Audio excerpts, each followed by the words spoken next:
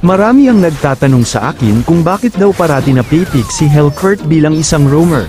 Ang hero na ito ay kumpleto mula sa burst, maayos na mobility, at CC effect kung saan pasok ito sa criteria ng isang meta. Malaking advantage ang passive nito kung kung ikaw ay hindi nakakatanggap ng kahit na anong damage or naka-activate ang passive move, magre-regenerate ang iyong HP at magkakaroon ka rin ng extra 15% na movement speed, oras na ikaw ay maka-execute ng hero, magkakaroon ng dark fog na mag-e-explode kung saan magko-cancel sa kanya habang siya ay nasa loob nito.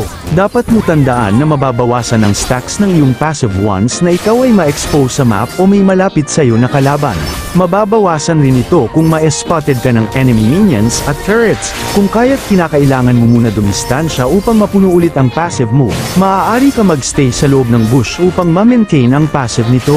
Kung nais mo ma-maximize ang iyong burst damage, unahin mo ang Blade of the Heptasis para sa physical penetration, si Halberd para sa healing reduction, Tough Boots para sa resilience, Rose Gold Meteor para sa shield once na bumaba ang HP mo below 30%, Malefic Roar para mas mapataas ang iyong physical penetration, at Blade of Despair naman para mas mapataas ang iyong physical attack. Gamitin mo ang emblem na Assassin para sa plus 14 adaptive penetration, plus 10 adaptive attack at plus 3 movement speed.